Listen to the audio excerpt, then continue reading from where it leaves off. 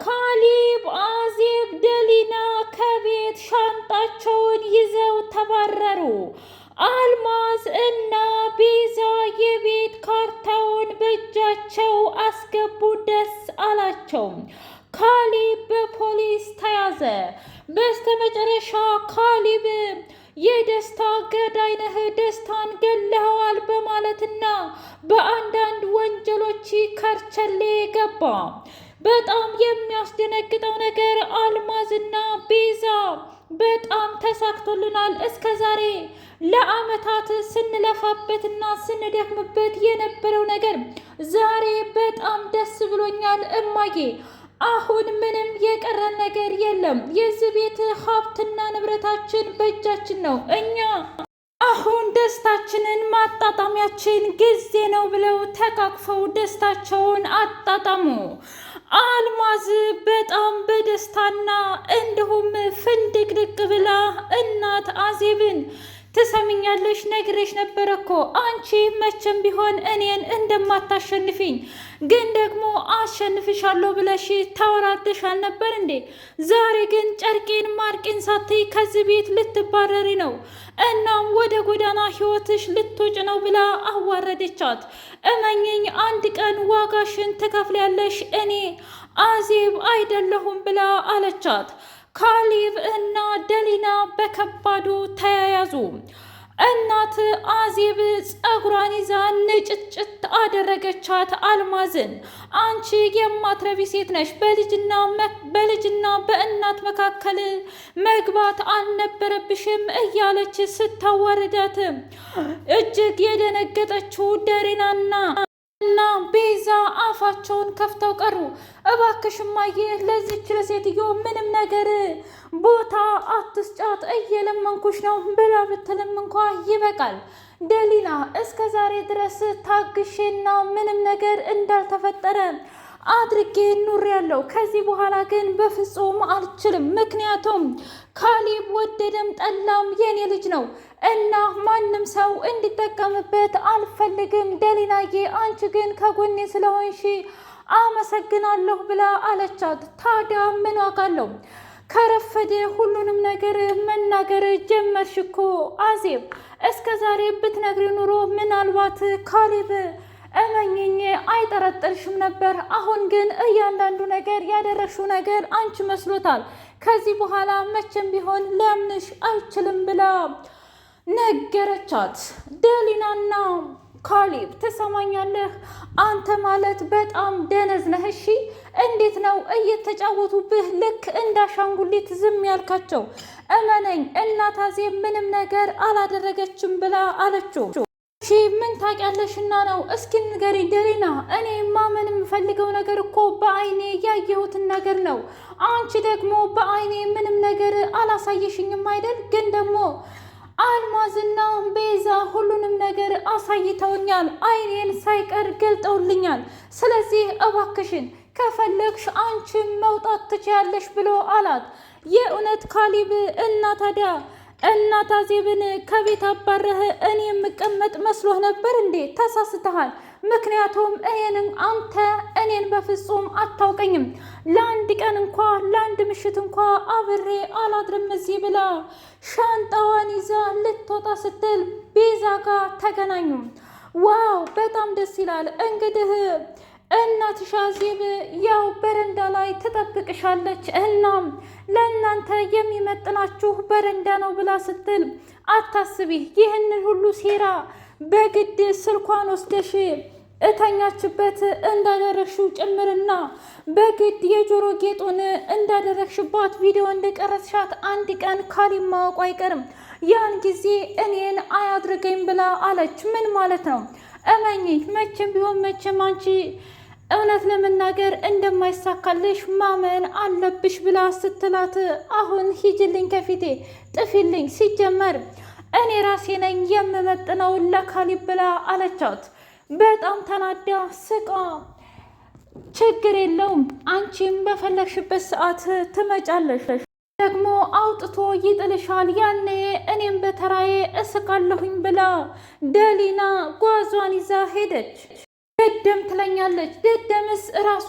ቆይ እኔ ካየሁት ማስረጃ በላይ ምን እንዳምንላት ነበር የጠበቀችው? ወይስ በጭንቅላቴ ልትጫወትብኝ እየፈለገች ነው?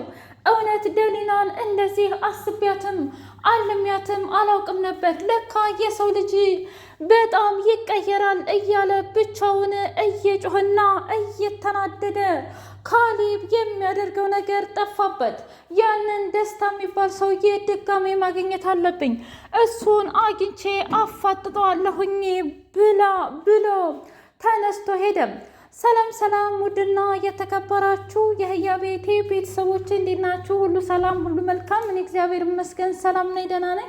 ለዚህ ቻናል አዲስ የሆናችሁ እያደረጋችሁ ቤተሰብ የሆኑ ነበር ቤተሰቦቼ ስለምትከታተሉኝ እጅጉን አድርጌ አመሰግናለሁ። እጅግ አስተማሪውና አጓጊው ደሊና ድራማ እንደቀጠለ ይገኛል። አዜብ በጣም ትንሽዬና በረዶ የሚያዝል ቤት ሂዳ እንደ አጋጣሚ ደሊና እናት ያዘብ እንዴት ነሽ ብላ አለቻት። እንዴትስ ብሆን ምን ዋጋለሁ ልጄ ነው ከዚህ በኋላ አይፈልገኝም ብላ አለች። እኔ እኮ ምንም ነገር እንዳላደረግኩ ታውቂያለሽ፣ ታዲያ በምንድን ነው የሚያምነኝ ብላ አለች።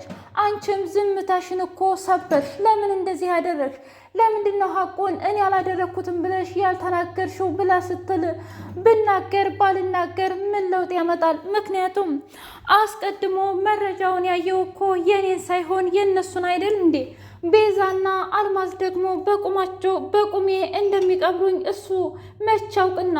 ለማንኛውም ተሳክቶላችኋል። ግን ደግሞ ትክክለኛ እናቱ እንደሆንኩ ያወቀ ቀን መቼም ቢሆን ይቅርታ አላደርግለትም፣ እሱም ቢሆን በጸጸት ይቃጠላል ብላ ስትል ደሊና ድንግጥ አለችና ምን እያልሽ ነው አንቺ? የእሱ ትክክለኛ እናት ነሽ እንዴ ወይስ ደግሞ እህት? እኔ እኮ ግራ ገባኝ ብላ አለች። ልጄ ይህንን ነገር ለማንም እንዳትናገሪ፣ ግን ደግሞ እኔ የካሌብ ትክክለኛ እናት ነኝ። ታዲያ የካሌብ ትክክለኛ እናት አንቺ ከሆንሽ አልማዝ ምኑ ልትሆን ነው? አልማዝስ በዚህ ልክ ለምንድን ነው ካሌብን የምትከታተለው? መቼም ለሀብትና ለንብረት ብቻ እኮ አይደለም ብላ አለቻት።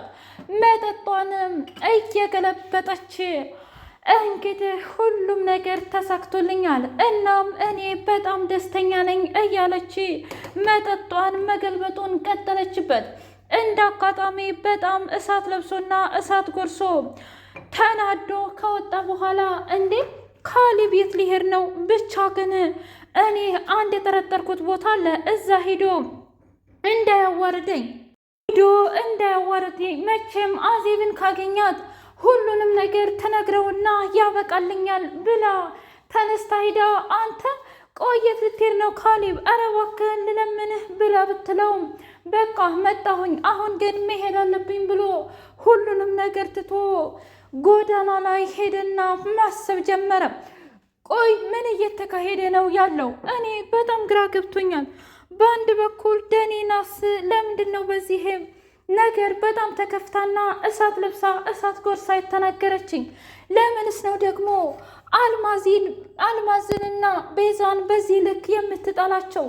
እንደገና ለምንስ ነው ለአዜብ የምትደግፈው? ብቻ ፈጣሪ ሆይ እኔ በጣም ግራ ገብቶኛል። አሁን እኔ ማለት አንድ ቦታ የቆምኩኝ ሳይሆን ማንም ሲነካኝ የምወርቅ ዛፉኛለሁኝ እና ይህንን ነገር እስኪ ፈጣሪ አስተካክልልኝ እያለ ብቻውን ሲለምን እኔ እኮ ነግሬህ ነበረ፣ ግን ደግሞ መቼም ቢሆን መቼም አንተ አይሳካልህም ብላ አለችው።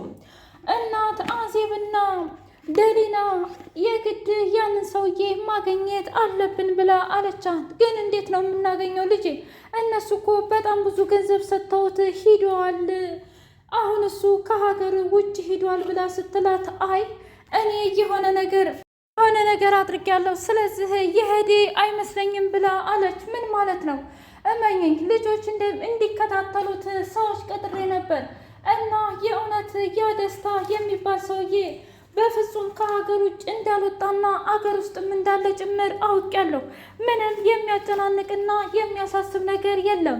ይልቁንስ እኛ አንድ ማድረግ ያለብን ነገር ቢኖር ጠንካሮች መሆን ነው። እባክሽ አዜብ ላደረጉን ነገር ዋጋ ማስከፈል አለብን ብላ አለች። ቤዛና አልማዝ ቀጣይ እቅዳችን ምንድን ነው?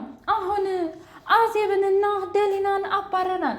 እስኪ ንገሪኝ የዚህ ነገር መጨረሻ ምንድን ነው? አሁን ልጁን እንግዲህ እንዳሻንጉሊት የምንጠቀምበት ሰዓት ነው ብላ አለቻት። ምን ማለት ነው? እንደምንም ብለን የግድ እንዲጠላቸውና እንዲሁም እነሱ ሊገሉት እንደሚፈልጉ መናገርና ማሳመን አለብን። እንዴ ኧረ ተይ ቤዛ ተይ፣ በዚህ ልክማ ክፋትና አረመኔነት ይቅርብሽ ብላ ስትል እማዬ አንድ ጊዜ ገብተንበታል። ስለዚህ ደስታን እንጠራውና ከዛ ምን እንደምንለው ታውቂያለሽ? ምንድን ነው?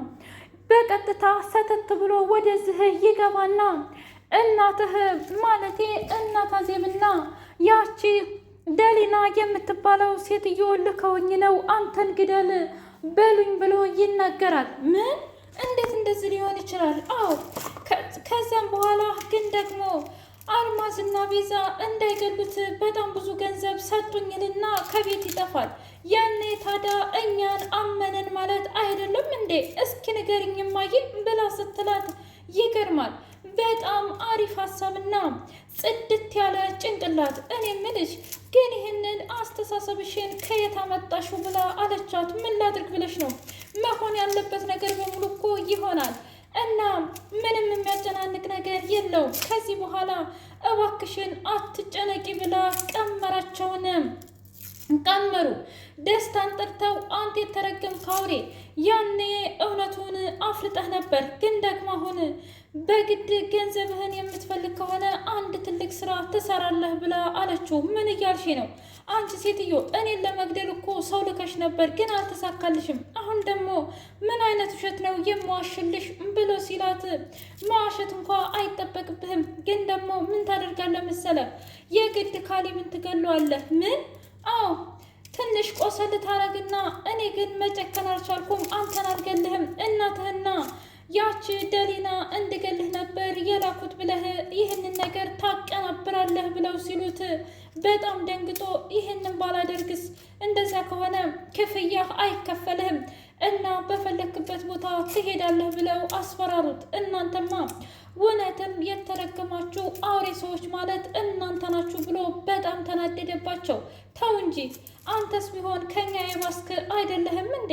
እስከ ዛሬ ብዙ ነገር እኮ አደረግንልህ፣ ግን አንድ ቀንም ቢሆን ወደኋላ ወደፊት ሳትል አድርገሃል። ምክንያቱም ለገንዘብ ስትል። አሁንም ለገንዘብ ብለህ የማትፈነቅለው ድንጋይ እንደሌለ አውቃለሁ፣ አድርግ ብለው አሉት። ካሌብ ወደ ቤት ሲመጣ ያላሰበው ነገር ገጠመው። እሱም ደግሞ ሊገለው እንደነበረ ደስታ ግን ደግሞ ካሌብ ደስታን ገደለ